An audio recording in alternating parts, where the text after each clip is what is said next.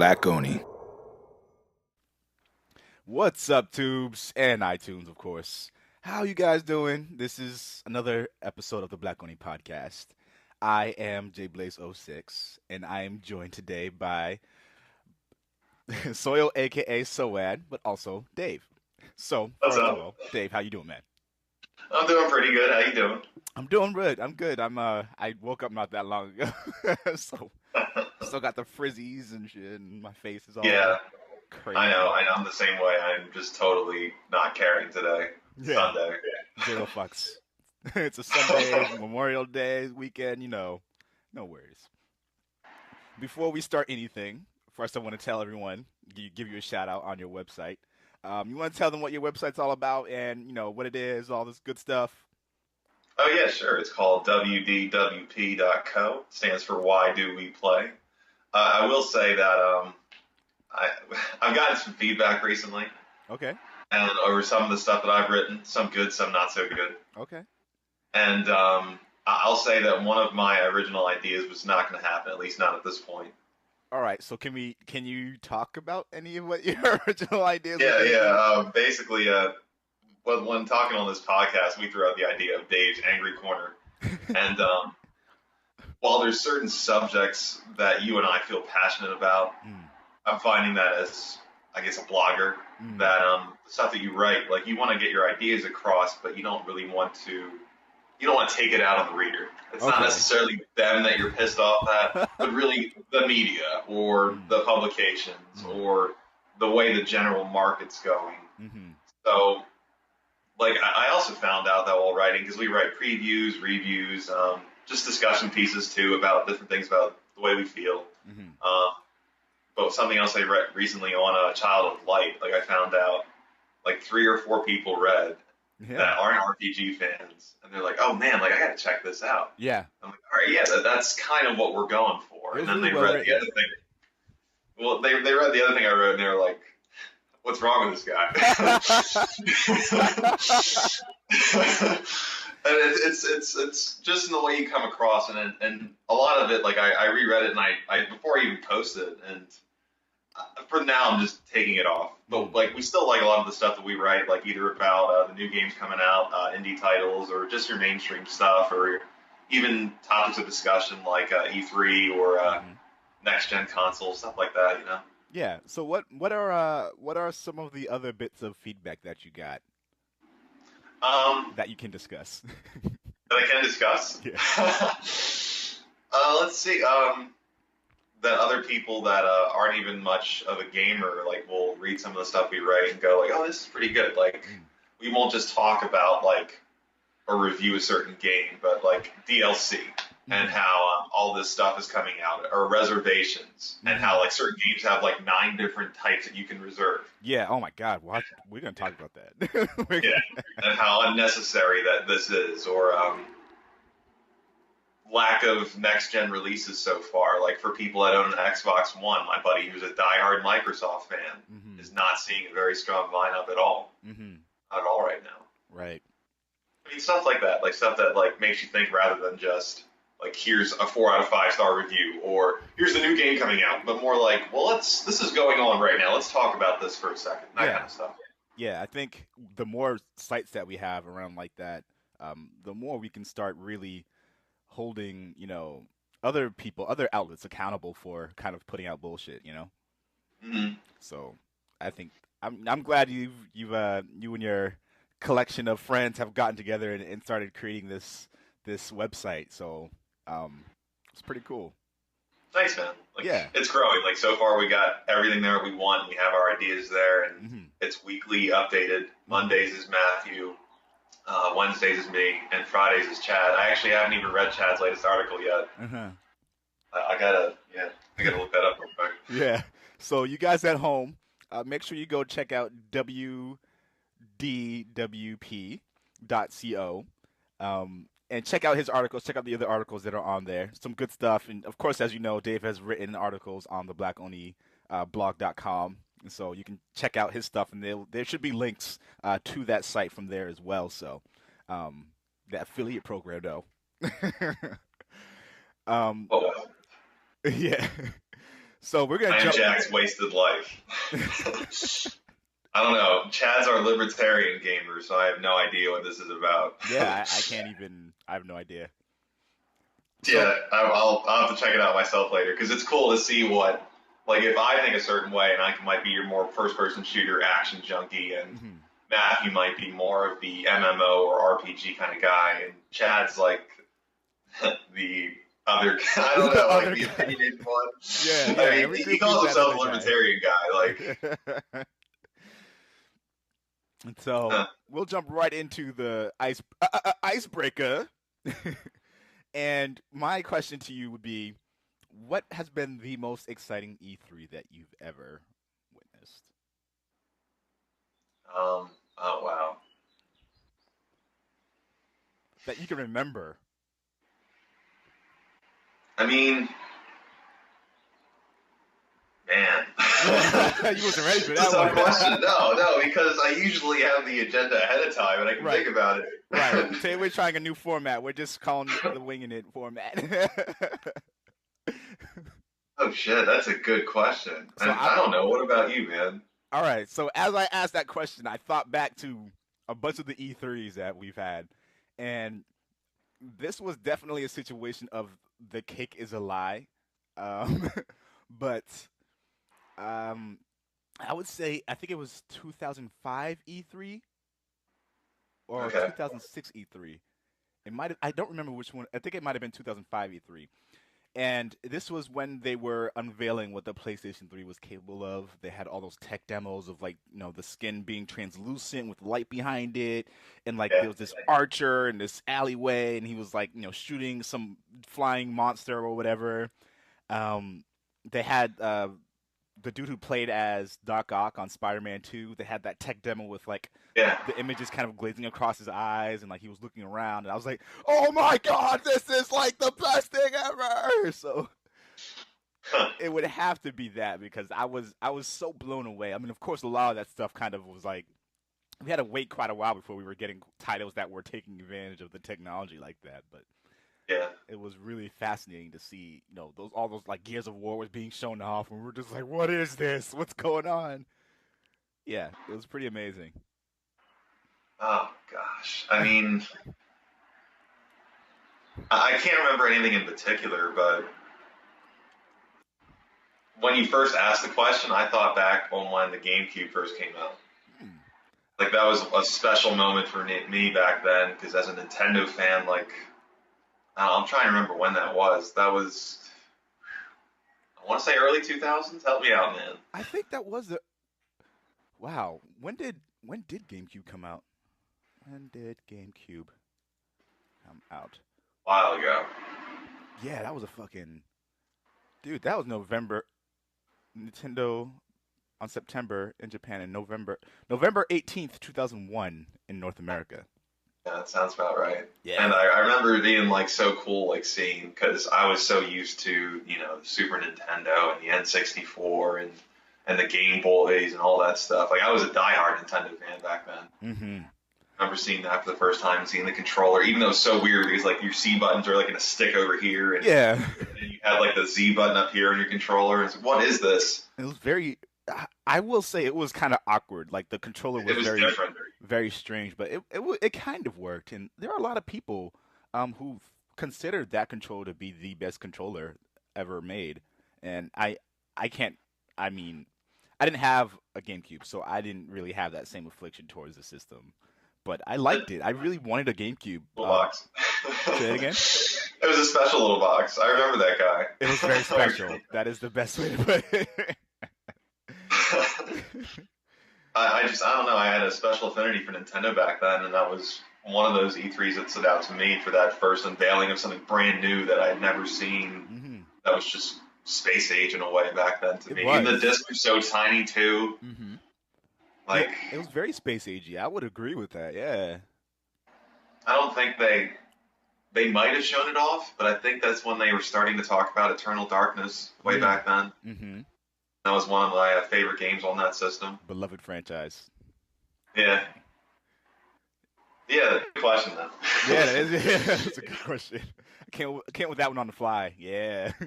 So the theme behind this podcast is kind of like the pre-E3, I guess, because E3 is what June 15th or 16th.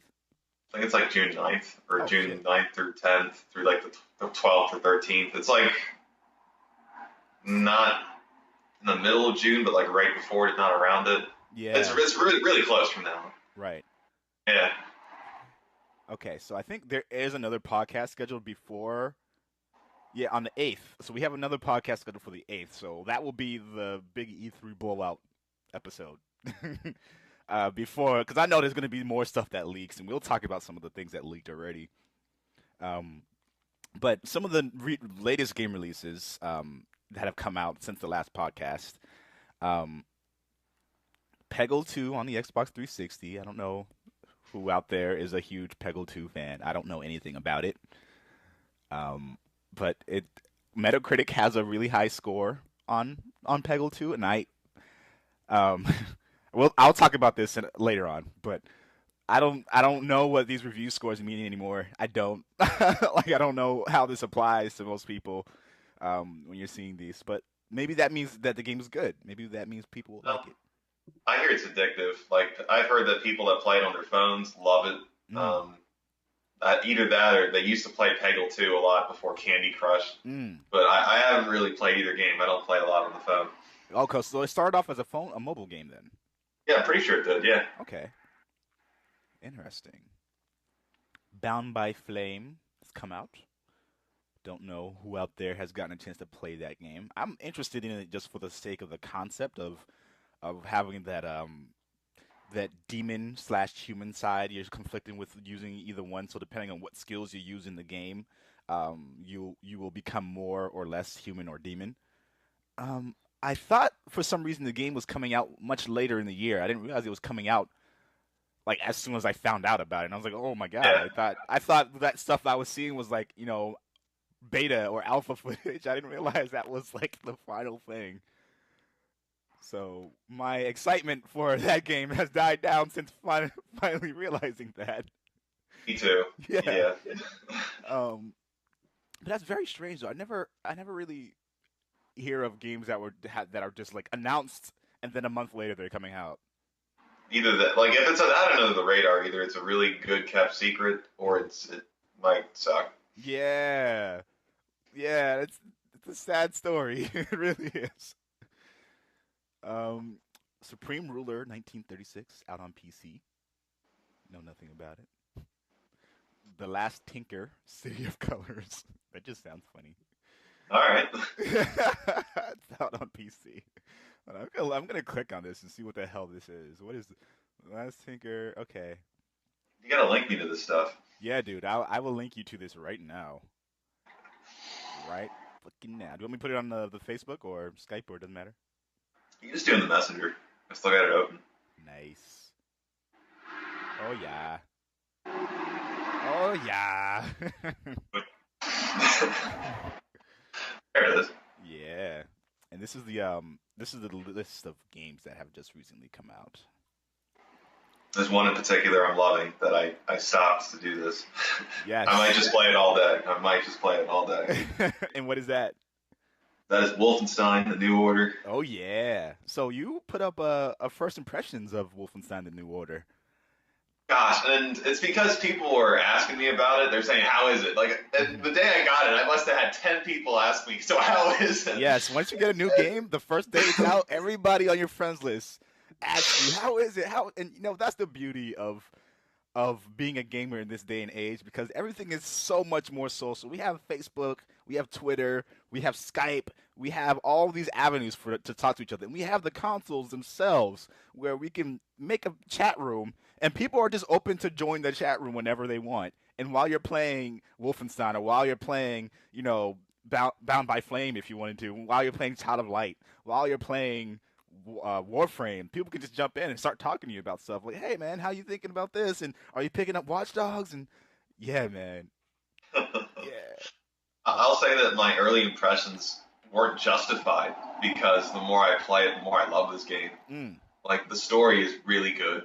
It's not just thrown in there for good measure. No, like it's good characters are fleshed out. Even the collectibles you get, like per level, you get a little background on each character you run into. Mm-hmm. So like in the middle of certain scenes, like they're doing something weird or talking about something so advanced, you're like how the fuck would they know that? And you're like, oh, they were an archaeologist before the Nazis took over the world. Oh, okay. But it's just phenomenal. Like right now, just trying to just take back not just the U.S. but everybody, because the whole world's fucked with the Nazi regime pretty much ruling, and the weapons are awesome. Like I described it first as a Resistance. Like it kind of felt like that just playing through it. I love Resistance. Yeah, but it also feels like Rage. Just that motion and feel and just the fluidity of it. I confess I did not like Rage. It's okay. I was just expecting more. I was expecting too much, I think. I felt that the combat was cool. The AI wasn't as dynamic as they kind of suggested they would be. The game didn't perform very well on PlayStation, so there was texture popping all over the place. The co-op that they kind of like touted and were like, yeah, we have co-op mode. It was like really shitty co-op. It was abysmally bad. The driving felt a little off, and then like when you couldn't really drive to anywhere specifically that was like you had to be in a car to get to. A lot of the places that you would drive to, I remember being like, why did I have to like drive here? Like nothing in between this trip happened to make me feel like it was worth driving over there. There was stuff like that that kind of really bothered me about the game, and I felt like the aiming mechanics were very like floaty. Well, that's what I liked about it. It reminded me of, I mean, not that it was great back then, but when they did Doom 3, like, they had issues with that game too. Like, it was supposed to be scary, and like, it kind of was, but not really.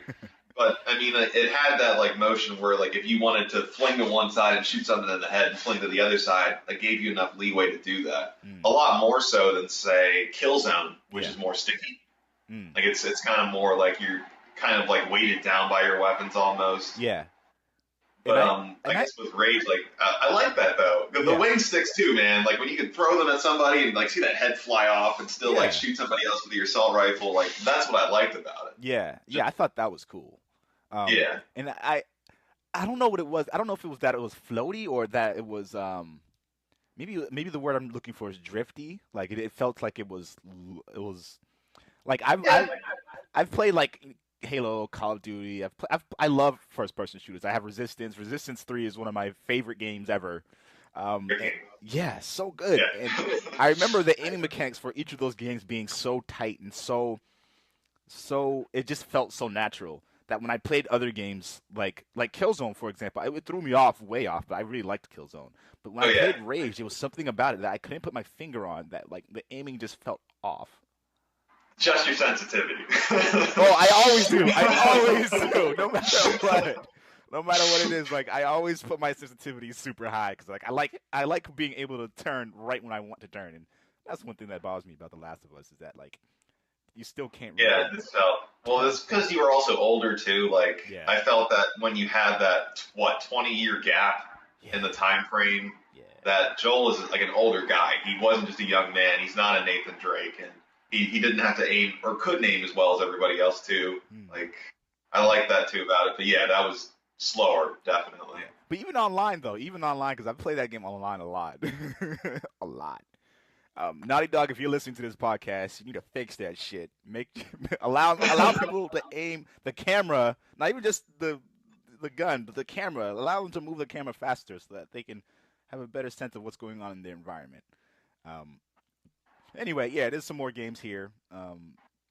Borderlands 2 just released on the Vita. I heard it didn't do too well, though. Yeah, I heard it didn't do too well either. And the thing about it is, I think the Vita is in a weird place because there is a group of people who bought that console thinking they were going to get, like, AAA ports from, the PS3 and 360 era on there. And then there are people who are more like me, for example, who want games that are specifically made for. That's not your fault at all. Sorry, guys at home. I want to blame my system. I always do. I mean, it could be. I don't know. Technical issues.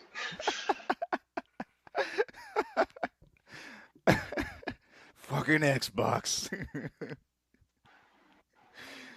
It's too funny. I forgot Yeah. what I was in the middle of saying before. Um,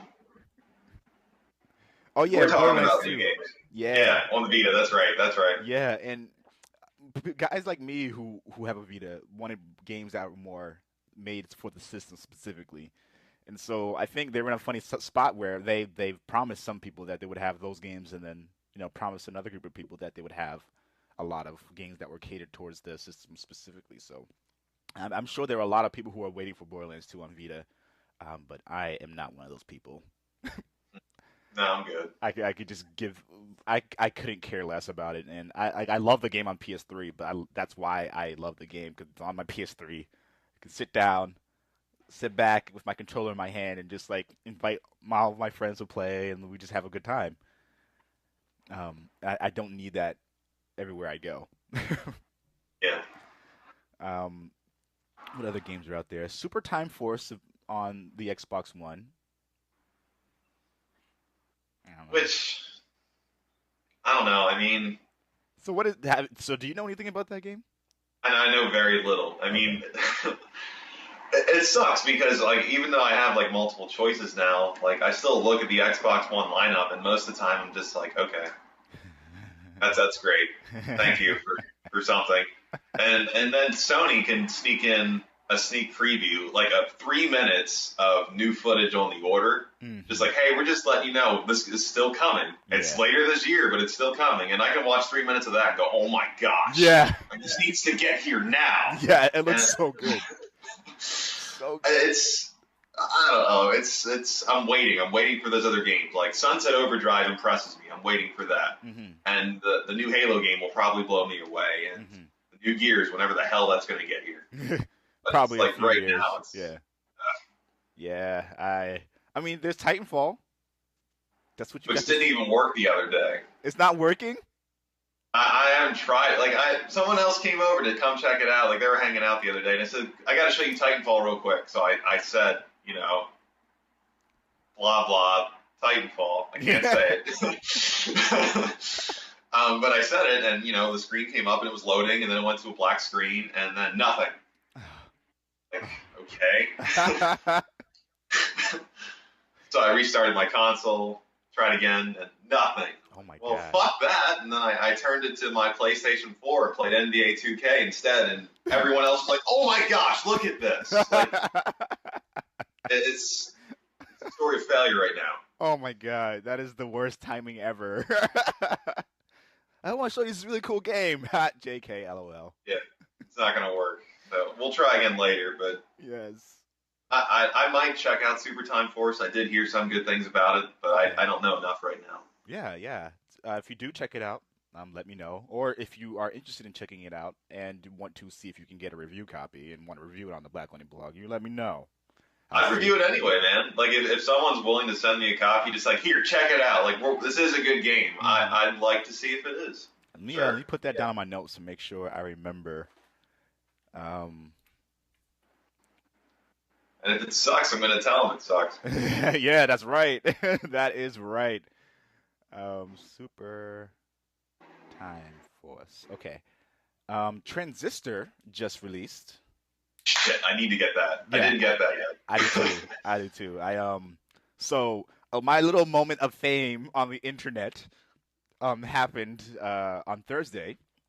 They released on Tuesday, I think Rev3 Games released their review for Transistor, and they changed their review format. They went from using a 5-star rating to now using only a contextual based system, very similar to the one that I have developed. Nice. And I basically just once I found out about that, I was like, what, what is this? And so I'm pretty sure I'm not the reason that they did that. They probably never even fucking heard of me. But You don't know. Maybe they did. maybe they did. I don't know. But there have been other outlets who kind of take that approach. So like Yahtzee from The Escapist, whenever he does reviews, his reviews are just funny. But he never gives them a score. He never says, this is a 8 out of 5 or blah blah blah. Like he'll always say, this is like a steaming pile of turds, and I wish that it would burn, but not on my doorstep because that would be gross. Um, and then like Kotaku, when they review games, they always say yes or no. So they say, should you pick it up or should you buy it? And then it would be a yes or no. So I think those reviews are the ones that pretty much garner the most amount of like actually looking at why something is reviewed a certain way, because a lot of people, of course, will look at a review, they'll look at Metacritic and say, Yeah. "Oh, Super Time Force has 8.5 on Metacritic, so that automatically means it's good." And there are people like that who will never even look at the review at all, never even see what is in the review. They'll just say 8.5 is good when actually the game could just be really shitty, but just some people just really like the game, and those are the people that are on Metacritic. Right. So that was my little moment to fame on their live stream that they had on Thursday when they gave me a shout out. Um, Nice. yeah, I put a comment in there. I was like, I'll see if I can get in the queue, but I was on my way home before I can get onto the live stream. And yeah, I was like, yeah, I'm really glad you guys decided to do this. I've been an advocate for, keeping review scores out of reviews, and really getting people to think about what the game is, what it's about, and why it might not be good. And they gave me a shout out. They were like, "Yeah, this is actually a really great comment," and I totally agree. And like they went into detail as to all of that, and I was like, "Yeah." So you guys at home, make sure you go check out Rev 3 Games, their latest stream. I might put a link in the description down below, so you can check that out. Um, and what other games are coming out?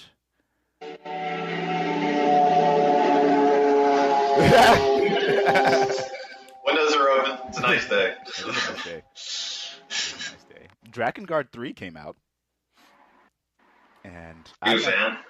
huh? Have you ever played the Dragon Guard games at all? No, I think most of them either released in Japan only, or they were very like under the radar releases. But I'm intrigued by this game. I might pick it up. I have to get through all the other games I have though. Wolfenstein, of course, we talked about that already a little bit. It just came Yeah. out this week. Um, and coming up is Watch Dogs, and I'm pretty sure everyone's really actually kind of excited about it. I don't know what to feel about it. Yeah, I'm very conflicted. Yeah, because we've been waiting for it for so long that it's like, I was gonna buy it at system launch. It was one of my launch titles before they delayed it. yep. Now I'm still sitting back and I'm like, ah. I have mine pre-ordered, so I'm probably unless they send me a review copy, I'm probably going to pick it up. But yeah, I let's just see when it comes out. I'll get it in my hands. I've already seen a couple of early reviews for it, and they've said that it was good. But I'm trying not to look at reviews and kind of go into it blind, so I can kind of have my own thoughts about it. Yeah. But hopefully it's good. I am hoping for the best, but expecting the worst. That's basically where I'm at right now. That's where I'm at with it. I might literally, just because Mm-hmm. I'm gonna look at my bank account on Tuesday and say, do I have enough money? Yeah. Okay, And let's then do walk into the local game store and say, do you have it? And they're either gonna tell me yes or no if the number of reserves is as high as they say it is. really And just pick it up. Yeah, it's supposedly for Ubisoft, I think their highest pre-ordered game. what do you call it? Pre-ordered game, yeah, Yeah. just for that company, and that would stack up against all the Assassin's Creeds, Mm-hmm. everything else. Like Fuck, even if yeah. it's not the most pre-ordered game ever, like it's still the highest pre-order for that company. Speaks volumes for them. Yeah, that's actually pretty incredible. I'm very happy for you guys, Ubisoft. Don't fuck it up. Please, Please. please. So a lot of crazy things have been happening in the industry. We're gonna move on to the what have you been playing? So you've said that you've been playing Wolfenstein. Yep. What else have you been playing? Because the playoffs are on right now, a lot of NBA 2K. Okay. Like all I, right. I, I love this game. I really, really, really do. Yeah. And what is it about the game that you love? It's like for me, and this goes against all the other Maddens I've played recently, and I'm more of a football fan than anything. Mm-hmm. But it's like sitting down and watching, if not playing, a game of basketball. Right. Like literally. Yeah. Like just from everything about it, from the way the game intros, the commentary the whole way through, to just the way you can run a play on the offense with a guy, like you're calling out the play, dribbling down the field, and your guys are moving in motion and shit. And you might pass to the one guy on the edge, and he goes for the fake into the jump shot. He'll go to the other side, goes for the three, and the crowd freaks out. Yeah. You're going back down the court. But just like the way they move, like just the way the jersey like shakes off, or just the way they handle the ball, or how everybody has their own little shot to them. Right. Like it is a fantastic sports game. It is. I will say this. It is very, very pretty. Yeah. It's very the presentation is there. I mean, it feels. I mean, I almost bought it just because of like how well presented the game was, and you know the aesthetics down from like the cover art down to the actual in-game models, and then you know the motion graphics that appear on the screen whenever something happens, and then kind of comes off. And yeah, I'm very impressed with the title. I have my reservations about sports titles, but I totally get it. Like I totally understand why people want to buy this game. But it's a lot of fun. Like I found myself playing 4 or 5 games in a row, just to keep going at it. Yeah. Had I had time, I would have picked up Transistor this week as well. But that might be shortly if I pick up Watch Dogs or not too. I am. I think I'm going to pick up Transistor as well. That review again, what I saw on Rev3 Games was a really well done review, and the music in that game is phenomenal. It's really, really, really good. So I think it would be worth it alone just for that. I mean, you can buy an album or a CD for like $10. Yeah. And this game has a soundtrack built into it that's beyond most of what you'll hear nowadays. So for that reason alone. Shit, I might buy that later today. Yeah, it's so good. I might. What else? I have been playing a lot of Warframe. Shit, that too, that's right. I finally started playing that again because you've been talking about it and Matthew's been talking about it. You guys love that. And the number of hours you have in that game is unfair. I'm never going to catch you, dude. Well, how many? I don't even know how many hours I have in that game. A shit ton of hours. Oh if it was right, it was like 307 or something like that. I looked, I was like, nope. I got like 3 or 5. There's no way. That's amazing. I'll double check it if you want, but like I went over to your profile and it shows like how many you logged in the game. I'm like, fuck that. Like there's no way. That's so good. Oh my god. I wasted so much of my life on that game. So much. Yeah, well, okay. I'm just gonna take it back for a second. That just blew my mind. What are your thoughts of the game now that you've kind of played it a little bit more? It's a lot deeper than I thought it was. And I'm still trying to check out my clan's dojo, because I'm in a clan, I just haven't even been in there. But apparently like there's a sparring room and shit, and then a place where you can modify and craft new weapons. And the place that he built is just fucking huge. The pictures he's shown me of it. And that's just something else I didn't even know existed in this world. Yeah. I'm very conflicted because someone said they sent me a clan invite, but then I had already made my own clan, the Black Oni clan. But I just made that like maybe a month ago, so it's not even like that. It's not that old or anything.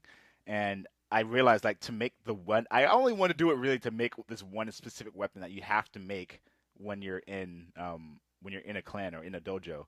And that is the Nikana. And once you get to a high enough mastery rank level, you can unlock the Dragon Nikana, which is basically the strongest melee weapon in the game. And I want it real bad because like he keeps it in the sheath just like a samurai or a ninja would, and he has it over here and he just takes it out and swings and puts it back in. Like I want that weapon so bad. And to get it, you have to do all this shit, dude. Like you have to make 2 cross connectors that go down hallways, and then you have to make a reactor. Then you have to make an Orakin. I forget the name of it. The Oracle. You have to make an Oracle room, and then you have to make an Orakin research Tenolab, and then you have to craft certain weapons to work your way up to that. And like all that shit takes time, and I'm just like, oh my god, why don't I just join some other clan? And so I joined this other clan, and their clan was so huge like in order to unlock anything that they didn't have, they only have a few things that they haven't unlocked, and of those few things is that fucking Nikana weapon.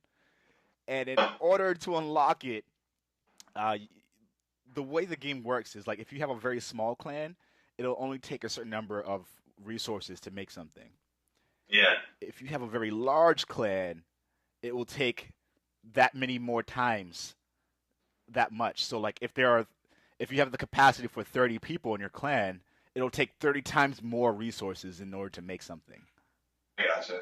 So I had to get 3,000 of this incredibly rare resources in order to just unlock that weapon. I was like, fuck that! I left and went back into my clan, and I was like, all right, looks like I'm gonna have to wait a couple days. And that has been the only frustrating thing about it. But other than that, I'm totally addicted to that game.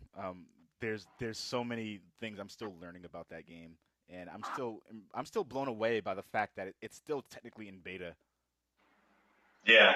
Yeah. They're still adding to it and tweaking to it. They're still building this, and we're a part of that process where we can provide feedback to them and tell them, this is what works, this is what doesn't work. And since it came out on PS4, they've gotten a lot more traffic, a lot more interest, and a lot more people buying stuff on the market on PlayStation 4. So I think that this is kind of proof of concept that like free to play can work really well on consoles if it's done right. And I think they did a really good job of implementing free to play. Because you can still unlock everything without paying a dime. Yep. And it's pretty awesome. Other than that, I haven't really been playing much. I played I played Child of Light actually, and that game I'm not that far into it, but I did get my wings and I've been flying around. I was like, oh my god, this is the best game ever! I know. It's like as soon as you get them, like I had my buddy play it, and I said, I'm not going to say anything. I'm going to wait and just sit here. Mm-hmm. And the only time I talked was to guide him through combat to do a little bit better. Yeah. But like as soon as he got him, like I said, okay, that's why you have to check this out because you can just. It's magical. It's a magical kind of game. Beautiful. So beautiful. I can't even put it into words. Like think of how Rayman looks on PS4, and just like think about that in a more fantasy-based world where you're playing as like a fairy. Like, done. It's so beautiful. You're a child of light. You're not a fairy. Well, that's right. You're a child of light. You have fairy wings. She does mention something about a fairy when you get the wings, and they're like, no, not exactly fairy. So you got that. And yeah, those are pretty much the only two games I've really had a chance to play lately. As of this week. Rock Band. Huh? I forgot. I always play Rock Band. I played Rock Band on Friday night, and even though they stopped making DLC, I still buy it every once in a while. Mm-hmm. I bought like $20 worth of DLC. That's awesome. Yeah. That is awesome. That was the only other one. So yeah, we'll move on to I guess the gaming news. Of course, since E3 is upon us, there have been plenty of leaks about content. We talked about this during the last podcast, some of the leaks that came out, and some of them may or may not be true. We don't know. But what are some of the things that you've heard in relation to leaks and in relation to things that might happen at E3? I know one thing that won't happen for everyone listening. Fallout 4 will not be there. Relax. They're working on it. It's not going to be there. Half-Life 3 is not going to be there. Probably not. I mean, but yeah, like most of us have already given up hope on that. Gabe says it's coming, but who knows? There have been some rumors going around. Yeah, it's just... I just want to see it. I just want to know, I just want to see the title, on the screen, to know that it exists.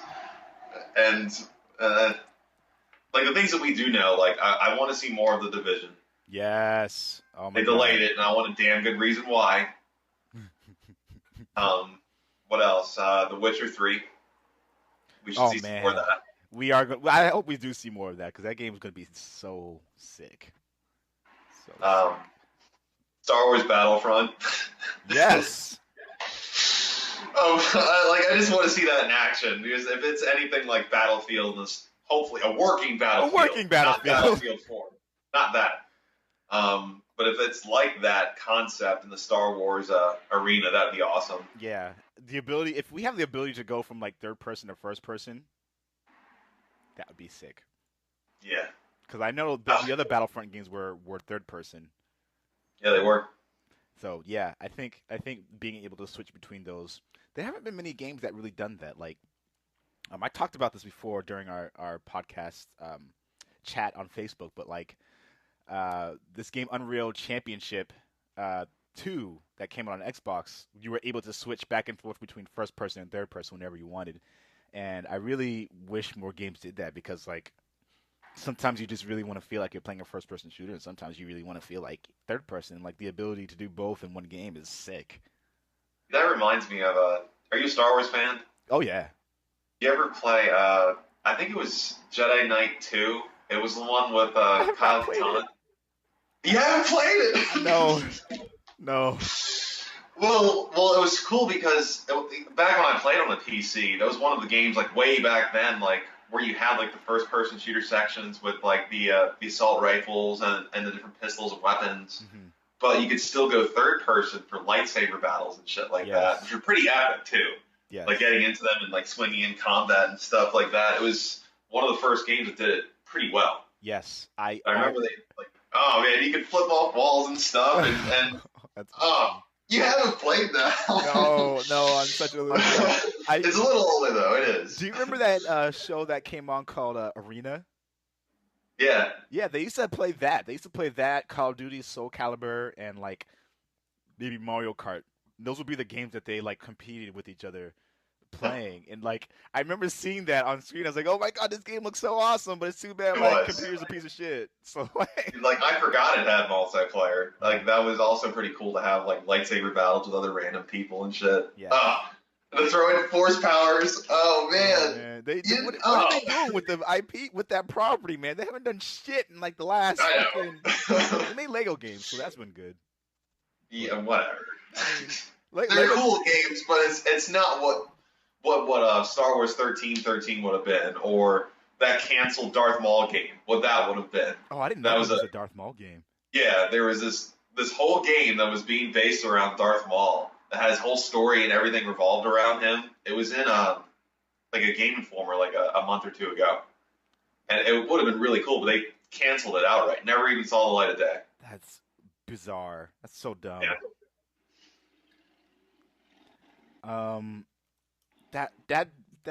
That would be awesome to see something along those lines. And like the craziest thing is that EA, because EA is working on the Battlefront, right? Yeah, they're working on Battlefront and several other unannounced titles, they say. So the craziest thing is Mass Effect is very reminiscent of Star Wars in a lot of ways, and that is a EA property. If they can bring some of that essence that is Mass Effect into a Star Wars game, can you just imagine how awesome that would be? As long as it worked. Yeah, like I mean, I've been so crushed by them. Battlefield was their biggest blow to my heart. Oh yeah. Like, oh yeah.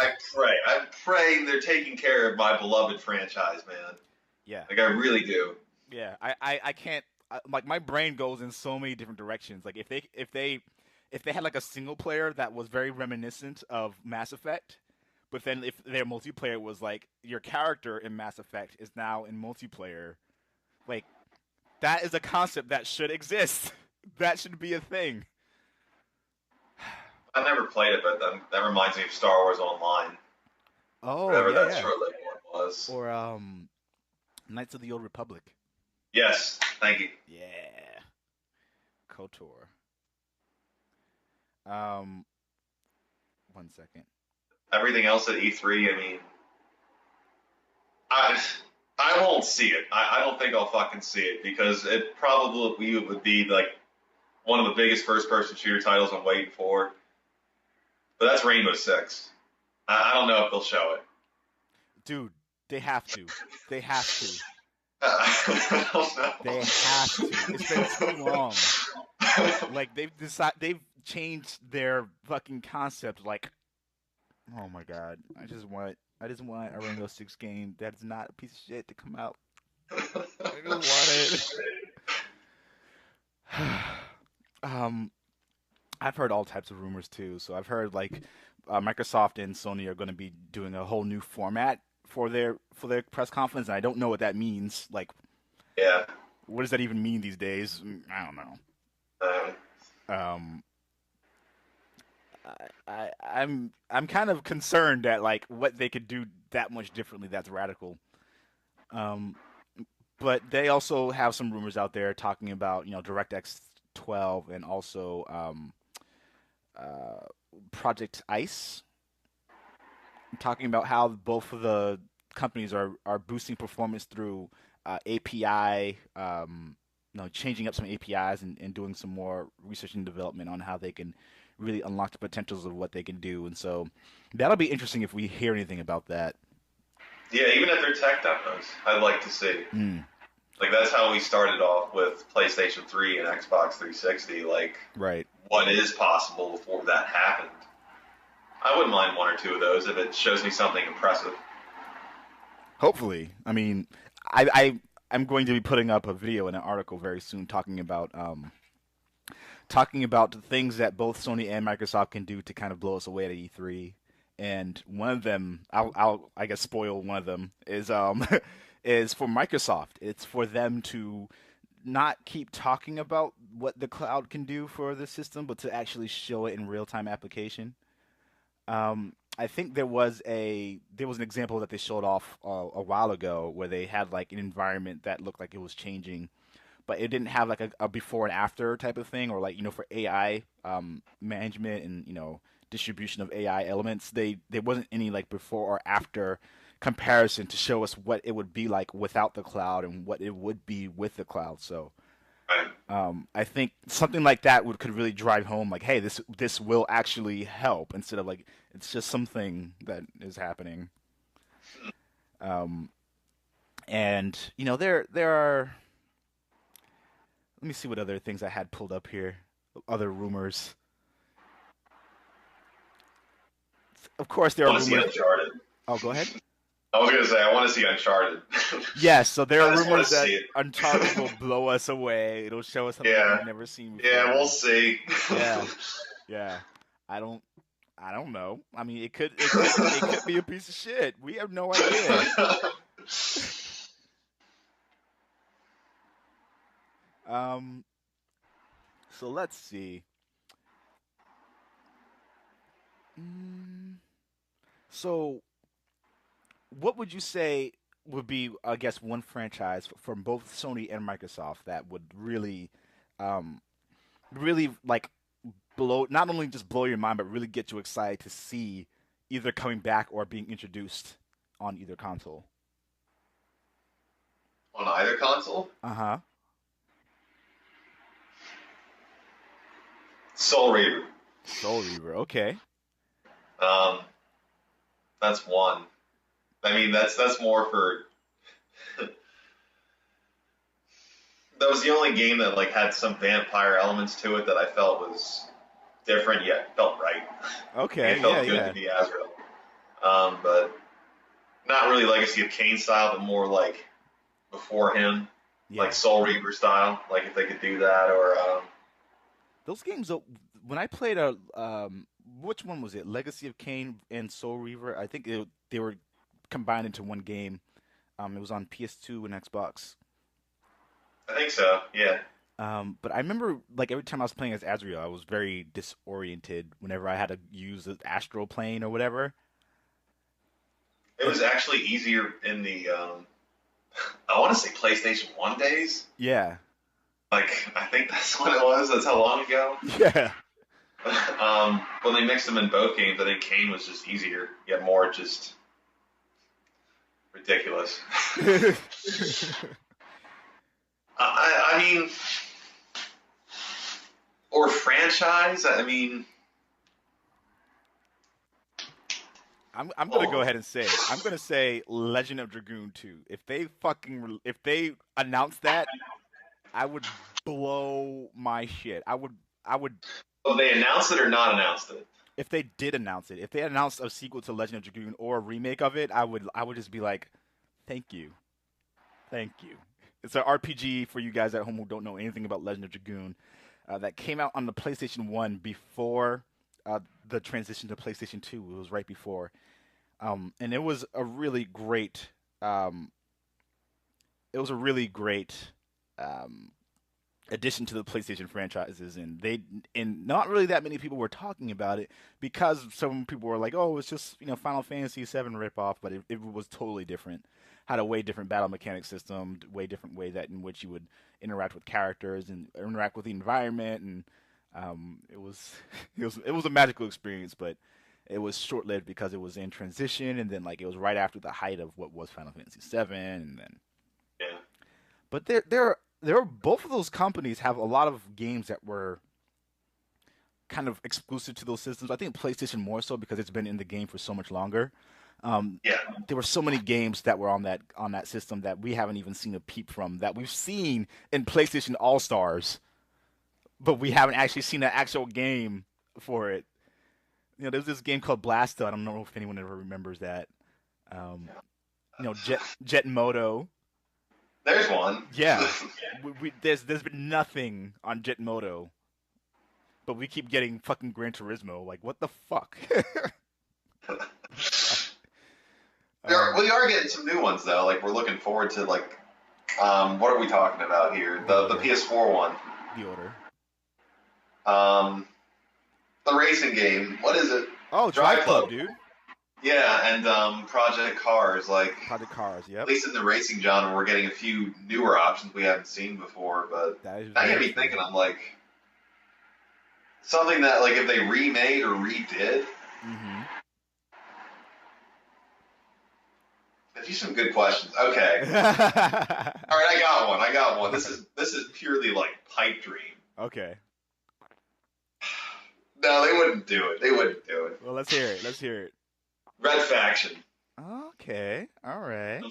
I'm a big first person shooter fan, and I remember the fight on Mars, and I remember the sequel was actually decent too. It didn't suck. It was pretty good. But that geomod technology, and then they also went to. I mean, they might have made too many games to start it all over again. That's the problem. Like some of the games I think of, like Doom, like they're doing another Doom that's coming out. Yeah. Which hopefully they don't fuck up. Hopefully they don't. Taking them forever anyway. Well, didn't we hear some rumors pertaining? I think I posted this on the Facebook link, but there's some rumors that that development hell is happening at ID at id.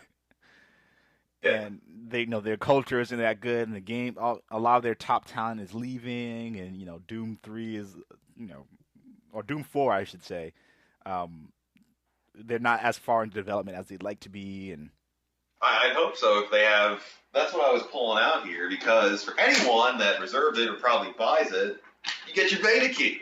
Yeah. You get your Doom beta key. And that's one of the reasons why I reserved it ahead of time, because I saw that name and I was like, I have to get in on that. Yeah. But from what that guy said, that the multiplayer is not even being developed by them. It's being done by another external studio. Oh, shit. Which worries me. It could be very bad, very good. I don't know. Maybe it gives them more time to focus on the single player experience and to get everything down right. Mm-hmm.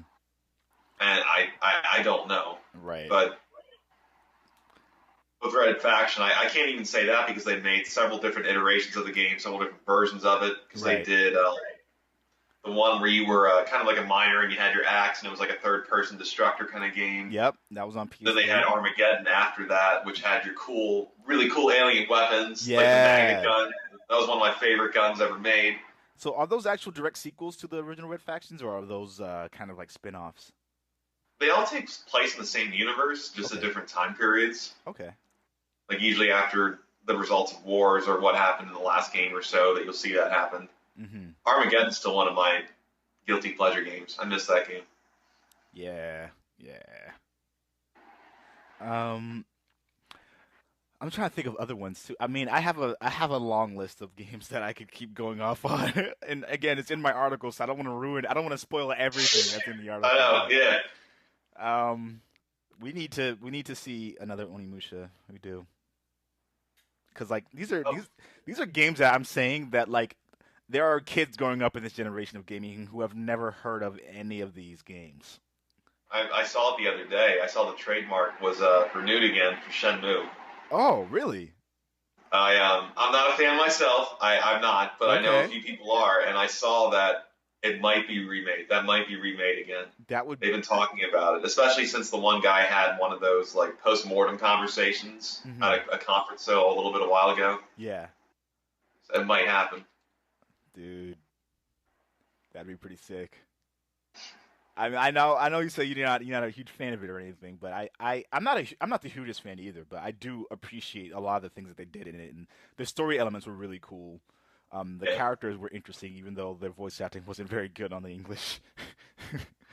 But yeah, I mean, I they can't just like let certain franchises like these just like completely die off, and or at least not like re-release them in some way in the newer generation, because like Capcom's been good about that. Like Okami HD came out on PS3, and that's a game that a lot of people never got a chance to check out, and they can now because like they put it out again on PS3. But Shenmue isn't on anything right now. Most people have no No. idea what it even is. So Yeah. yeah, so do you have any idea kind of what it's about? I And I have a good idea, like a little bit of an idea. I was around when it came out. I just never had. I believe it was a Dreamcast when it came out. yeah, yep, But I remember seeing some of the presentation of the story and the fighting mechanics and stuff. Like it looked like a game. Had I had that system, I would have picked up just to play. right, But I didn't back then. yeah, dude, the Dreamcast was so good. Dude, Power Stone. We need another fucking Power Stone. Oh my god. Oh my god. I can go on. It's not fair. It's not even right. Power Stone was a damn good game. It was like I never played that one. it was Never like played that one either. it was like a party game. The first Power Stone I think only had you playing again with two people, so it was kind of it was a fighting game, but it was all in the third person arena style. So like whenever people got far away from each other, the camera would pan out and you can like see more of the environment and jump up and like climb obstacles and like pick up weapons and throw them at each other. Like it was really really a cool idea. And what I loved about the first Power Stone was that it was such an intimate experience, but also it was like it wasn't too much stuff going on all at once. And then with Yeah. Power Stone 2, they introduced four people, but like the characters started getting very, very even more colorful, and like just kind of like there was a chef who had like butcher knives and shit, and he was just like stupid as fuck.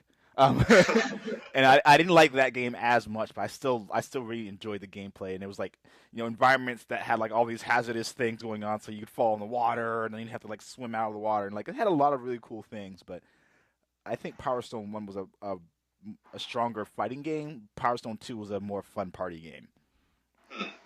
But they both had like it was like a third person style of Super Smash Brothers, but every character had kind of like a transformation they can go through once they picked up 3 Power Stones, Yeah. and you can use those to unleash super attacks, and it was so cool.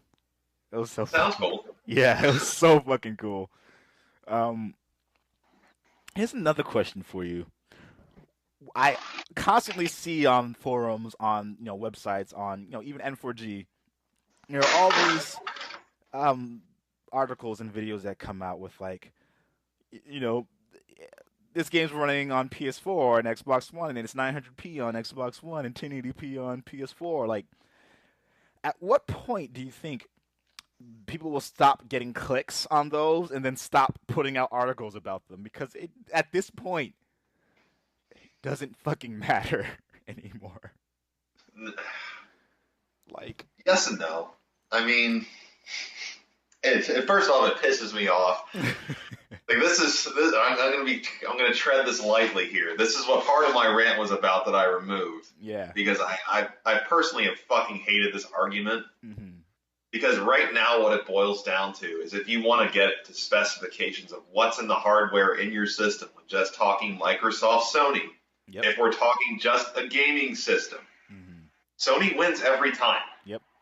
Everyone's done the test. The facts are out there. If you know your stuff, go out there and research it. Apparently, Wolfenstein is performing better on Xbox One because it has higher contrast, and we don't have any official. Yeah.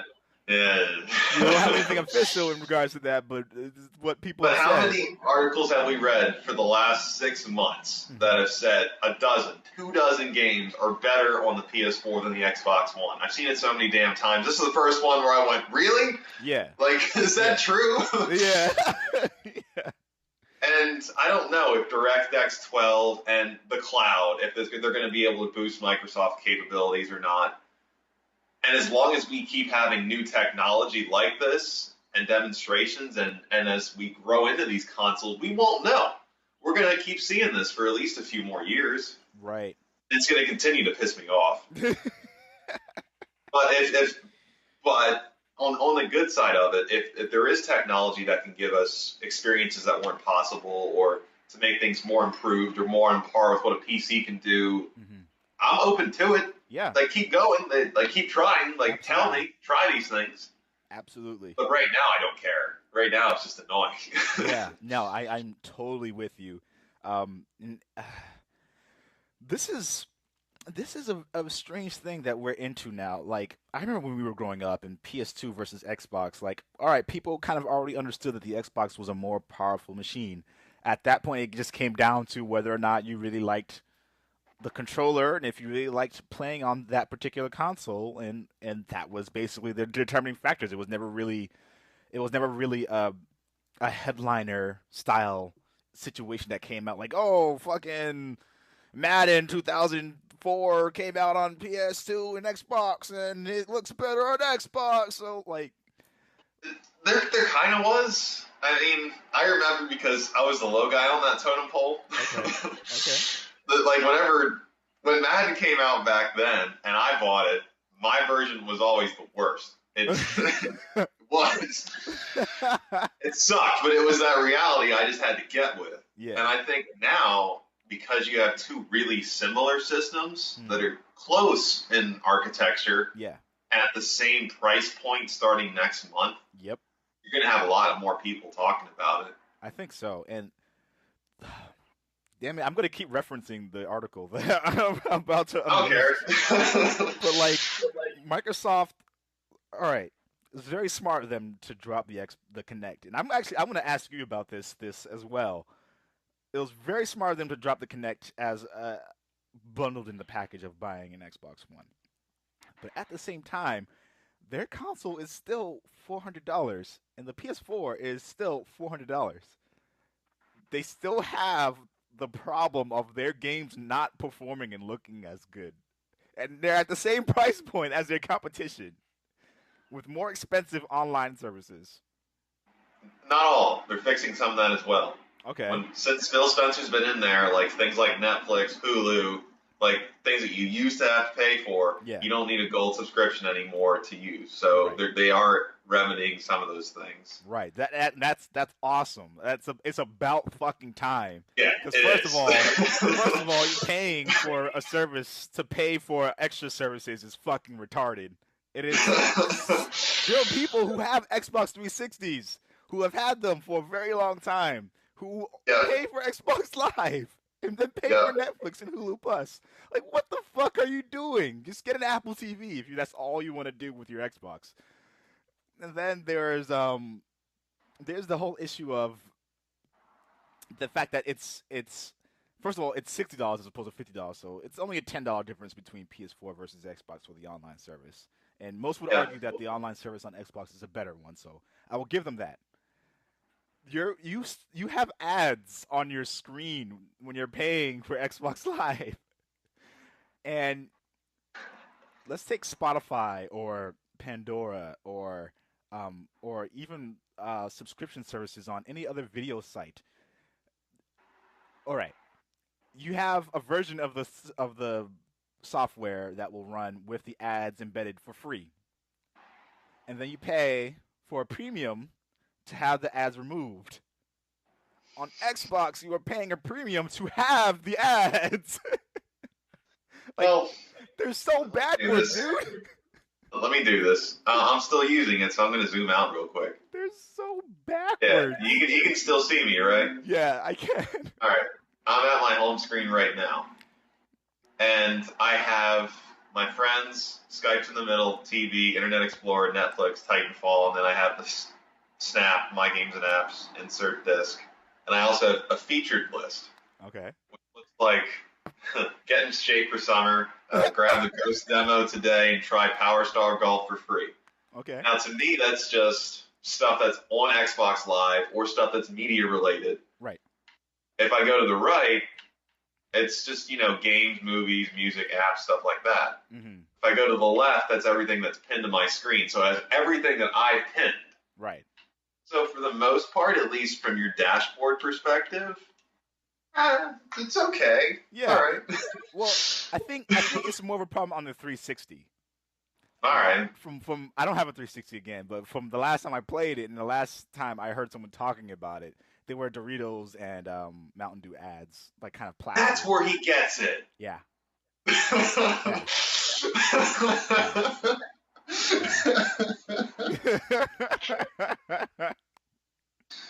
why he always says that shit. All right, sorry, inside joke. Wait, so who is this? It's that one of the guys that I read on Cinema Blend. That's where I get a lot of my articles. Yeah. And this guy, I think his name's Jeff Usher. Mm-hmm. He's always making fun of the Doritoocracy and Mountain Dew fanboys. That's what it's from. That's what it's from. And he's so consistent about it. I just kept wondering, like, dude, he's got to let up on the fat foods. Like, I don't know what his problem is. Nah, man. That's why. It's been embedded into the Xbox 360 culture for so long that it is. Not for me. I mean, I've had like a PlayStation, so me having an Xbox One, like I've never had this problem. Right, right. And again, like I said, for all of these years, it has been like that. Jeez. So how could they justify that, man? It's like I don't. That's Microsoft. That's advertising. That's money. That's the greediest shit I've ever heard of in my life. That's the way the company is. Yeah, yeah, and it's unfortunate because a lot of people really love their products, and a lot of people working for Microsoft are great people. They're awesome people. It's just a lot of their policies are very much like that. They're doing better though. Xbox One, as you've demonstrated, doesn't have that intrusion. It doesn't have that problem. So I hope that things continue to evolve and they continue to kind of build upon that faith that they've kind of lost with people. Yeah. Again, I'm not trying to bash a lot of Microsoft fans out there. I'm very like I've had a PS3 and I haven't had to worry about anything like that. I've had a PS4, I haven't had to worry about anything like that. The simple idea of those being barriers for anyone looking to enjoy their entertainment is just absurd to me. It's really funny. Yeah. And I have another question for you. So you actually sent one of these articles over to me, and this is something that I saw advertised when I went to the PlayStation Store. That PS4 digital preloading would debut with Destiny.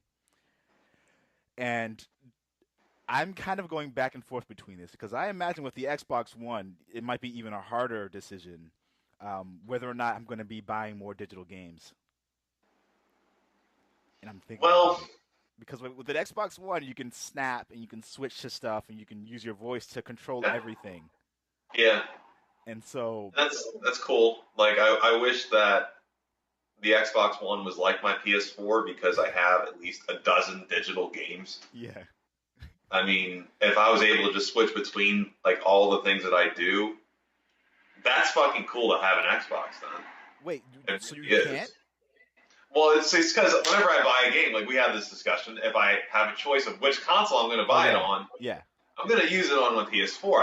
I have to. Yeah. But I can't switch between TV. I can't snap my apps. I can't go to Internet Explorer. Right. I can't, do all those cool little things. I have to change the channel so I can do that cool stuff again. Analog. But I think more and more will do it. And I was quite tempted to do it with Wolfenstein had I not traded in a game to get it because it was actually marked down by a few bucks if you got the digital copy. I think that's cool too. Interesting. save a couple bucks and then download that ahead of time. So at midnight on that day, you don't have to move. You can just hit PlayStation on and say, "Let's go." Let's do it. And it's already there for you. Already downloaded, installed, and ready. Like Yeah. that's really good. I'm tempted because of that too, because the idea of kind of Destiny's going to be a huge game. And I'm going to want to play that like literally immediately, unless I get a review copy or unless one of us gets a review copy of this game pre-release. I'm very tempted to do a digital pre-order on that, so that I can just have it right away, you know, and you can load it onto your system so that you don't have to wait for anything to install. That's just awesome. Yeah. And the other question I had for you as well is, now that Microsoft has dropped the Kinect from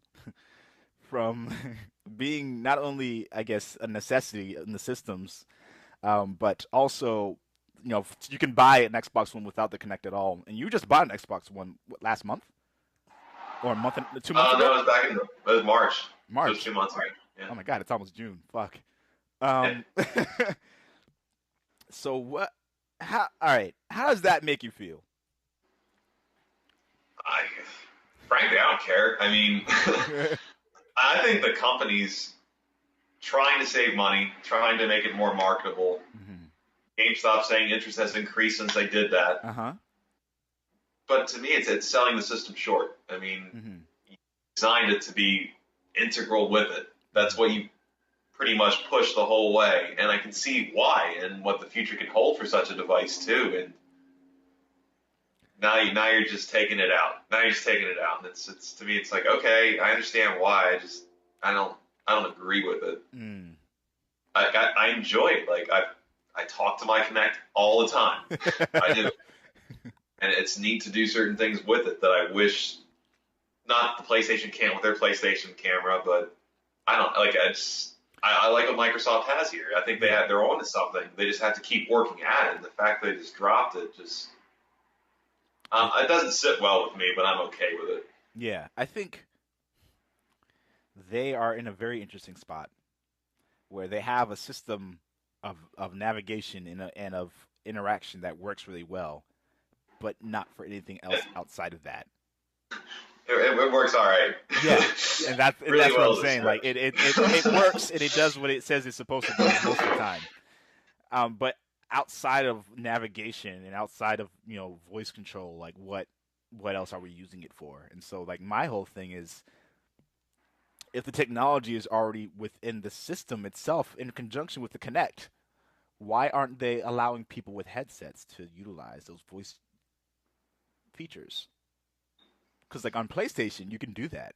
You can use the camera or you can use the headset to activate any of the voice activated features. And of course, the PlayStation doesn't have as deep of an experience for like voice navigation as the Xbox One does. But I'm very confused as to why they haven't had that as an option for people so that they can still have that Kinect experience without owning the Kinect device. I guess they're still working on it. Same goes for external hard drive support, which both systems are still working on. Yep. And I've seen evidence on Microsoft's part. I haven't seen anything on Sony's part recently on that. Same here. I'm very intrigued to see how that works on the Xbox One. Hopefully it works well.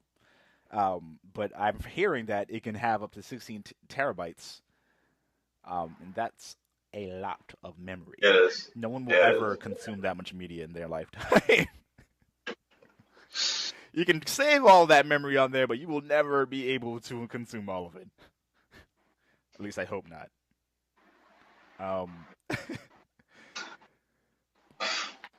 And so, I guess, do I have any other things that I want to add in there? Yep, and that's the Xbox One Zune update that we were just talking about. I'm very interested to see what kind of stuff we're going to see at E3 now that we're like this much closer to it. It's like, what haven't they announced that can be on the way, you know? I don't know. That's part of the fun about it too. Like when you see that game that you had no clue was coming, you're like, oh my god, like they're making another one, or like, but this hasn't been done before. Like this looks really awesome. Like That's part of the great thing about E3 is everybody's on the big stage, the big three. Although Nintendo's doing it kind of weird this year. Yeah, a little bit. But they're still going to be there, and to have EA come forward and Ubisoft and just Sony, Microsoft, like everybody is just showing all their new little toys that are coming soon or that they've had in the works for a while. Right. Maybe even some more stuff on Project Morpheus too. Oh yeah, that's right. That's also a thing. That's going to be utilizing the camera. So that might be giving some incentive to people to purchase that camera because there hasn't really been much reason for people to buy the camera outside of like live streaming and stuff. But I'll confess, I bought the camera for a few reasons. One was for live stream because I wanted to be able to live stream my face while I'm playing. Fucking Sony, for some retarded ass fucking reason, decided to not do what Microsoft does with their camera, which is actually really brilliant. Is that the camera is able to take all this space and like see what's around this entire space. So yeah, exactly. So the Xbox One can do that. The PS4 has the sensors to do the same thing. So like if I walk into the room and I want to sign in, the camera's activated and it's already on. I just have the system on and then it'll detect my face and log me in. So I can be over here, I can be over here. It will detect where I am and then do that. Why doesn't it do that when I'm live streaming? So when I'm live streaming, I'll be in front of the TV and the camera is centered over by the doorway. There's nothing going on in that doorway. Like the whole reason I got the fucking thing. And then to use the playroom and stuff like that. And I was very pissed off about that. So Sony, get on that shit. Microsoft did a good job with that. They did good. Okay. Yeah, you know Batman. And you can still track where I'm going. Yeah. PlayStation Now, some people leaked some PlayStation Now stuff. And some people have been having great success with it, saying that it's very, very responsive. And some people, even with very high capacity internet connections, are saying that it's not working that well. It's laggy and this, that, and the third. And I think the open beta is going to be launching for folks starting probably right after E3. I'd say this summer, yeah. Yeah. And so we are going to be seeing some of the cloud technology being put into play on the PlayStation, which will be interesting. And I'm still not sure how to feel about it. Like, I like the idea, and I like that it's still giving people the ability to play PS3 games on their PS4. That's fucking great. But if it's not going to work that well most of the time, then like that, okay, they're thinking in the future. They're thinking when technology and internet broadband connectivity and bandwidth has allocated enough resources to kind of support this type of thing. So I get that. If we were all using Google Fiber, this would be amazing. This would be everything we've wanted for a long time. So conceptually, yeah, it's a cool idea. Mm-hmm. But I'm with you. I'm like, well, what about the new PS4 game that just came out? Like, am I going to want to play that, or am I going to want to stream a PS3 game I played 5 or 10 years ago, or whatever? Like, to me, it's neat. I don't know if I'm going to use it. Right. And I don't know. They have to do it right, or else it's going to be like a giant waste of their money. And we all know that Sony ain't doing too well as a whole. They invested a lot in this company too. Yeah. And PlayStation has been doing extraordinarily well. So congratulations to PlayStation for knocking, even without that many titles on the system, it's been selling more, which is still very interesting to me. Selling more than the Xbox One, for example. So if we're at the point where they have released all these great titles, and they have released some really good stuff. So Infamous Second Son is probably the last exclusive title aside from Transistor that has come on the PlayStation 4, and it's been the highest selling Infamous. That's not just on PlayStation, is it?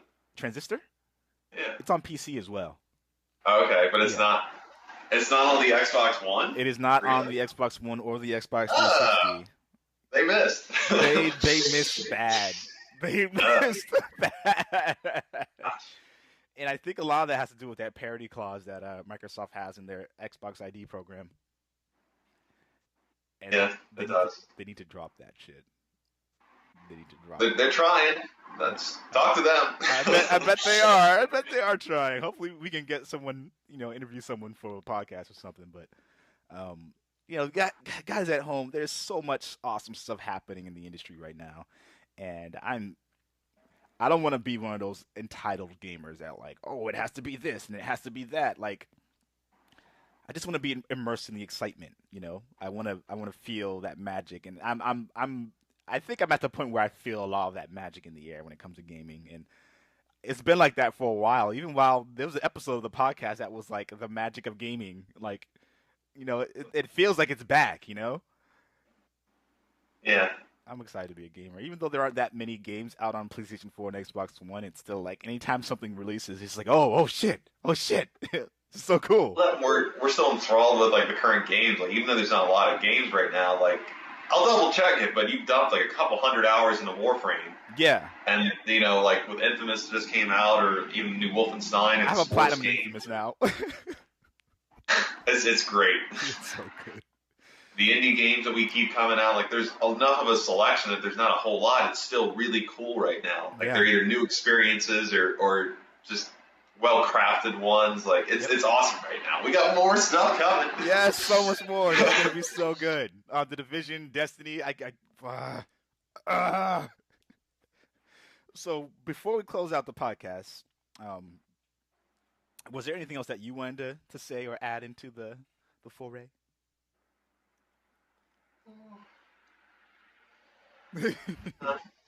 No, I'm just patiently waiting. Like everybody else. A few more weeks to go. Well, 2 days till Watch Dogs, so I picked that up. And yeah, that's right. Oh my God, Watch Dogs. All right. Yeah. I'm not gonna lie. I'm a little bit more excited now that it's about to release than I was maybe last week. Yeah. I saw the. Did you see the? Did you watch that Clueless Gamer from Conan? Yeah. I need to put a link in the description down below for the Clueless Gamer. That is so good. Oh man, he was like, why? He's like, so you see this gas, this pipe over here? We can blow it up. He's like, why would we do that? He goes over, so see this car? Hey, let's steal this car! Yeah. It's so good. I want to ask you before we close this out. If you had a chance to check out Titanfall since the last time you were on the podcast, if you had a chance to play it again since then. No, because it failed the last time I tried to. And yeah. Have you tried playing any time before that again? Like maybe within the last month? In the last month? Yeah. I mean, it's been in between or after sporting events, whether it would be basketball or hockey. All right. That I've been watching, because I still need that first-person shooter to just jump into. Yeah, absolutely. Yeah. And I asked you this because of my struggles with playing the PC version. All right, so I had a video about this talking about my gripes with Titanfall and how much I love the game, but how much it's not been a good experience playing on PC. And not because the PC isn't working well or, I'm having issues with driver compatibility. It's not even that. It's that anytime I try to jump into a match, I either have to be waiting for 5 minutes for it to find an appropriate match, or the people that I'm playing with are fucking terrible. Borderline, not even there. And have you been experiencing any of that? Empty lobbies, players who are just so bad that no matter what you do to help the team, you just can't win. Besides the game not fucking loading the other day. Yeah, that was fun. I might try it again after this just to make sure it's still fucking on there. But the last time I played, the only thing I noticed was either you were on a team that you worked together with and you could dominate, or you just got dominated because everyone else in your team didn't know what the fuck they were doing. Yeah. But I didn't really have any waiting issues. And most of the time when I did get into a room, when the round started and you just kind of went at it, No, it still went well. Yeah. We had some close rounds too. Nice. So that's good then. That's promising for, the console players. I was really expecting there to be a lot more interest on the PC, as well as because I know it sold really well on PC, but I don't think people are playing it anymore. And this the last time I played was like a month ago, so a month and a half ago maybe. And at that point, like the lobbies were just empty. Like it was literally like 4 days straight. I would get home, I would get on and start playing, and like I was just waiting around. I was like, I'm trying to record some awesome gameplay of me kicking ass, and either there's a bunch of like, they say they're like level 50, but then like they're running in circles and shit, and I have no idea what they're doing.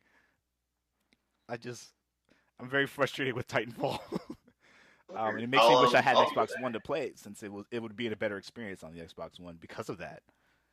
I'll check it out again tonight just to make sure, because that's the other thing too. Like the one cool thing I still loved about using my Xbox was that I could snap Pandora to it. Mm-hmm. Because we don't have any alternative right now, even though PlayStation's working on something and so is Microsoft, whatever. Mm-hmm. But I can still like have loud fucking music playing while my huge ass robot is destroying all these fucking people. Like, yeah, I love being able to do that in a game where it's so fast paced. You don't always need to hear everything. Mm-hmm. You can still listen to something too. Like, I wasn't Spotify on my PlayStation and on Xbox. That would be fucking awesome. Awesome. Yeah. Or just whatever their PlayStation Music service. It's not that, or player. They've been demoing it. Like I've seen like screenshots of it. Yeah. Like if that's what Xbox 360 used to have, you could finally plug a CD in or a flash drive. Yeah. And you play your damn music. Yeah. While the game's playing. Yeah. Yeah. Anyway. Sony's got to get on that too. Yeah, I hope we hear some really cool stuff like that coming at E3. Yeah. Thank you guys for tuning in to this episode of the Black Oni Podcast, episode 23 or 24. Starting to lose count already. Shit. A lot. Yeah. It's been a damn good ride. And of course, thank you, Soil, aka SoILakaSOAD, for your time. This has been a good podcast. I like this. Yeah. It was chill. Yeah. It's very impromptu because I don't have anything in front of me. Right. I just have like some random links I just pulled up. It's like, Yeah. Yeah. I guess that just means we're so good now that we can just, Bullshit for an hour or so. All right. Thank you guys for tuning in again. And of course, we'll catch you on the next episode. And make sure you guys are checking out his articles. He's got a lot of great stuff on there, and he's had to take off some of the angry rants, but I've read them. I know what they are. You got to read some of my opinions, but they will be worded differently in the future. That's too funny.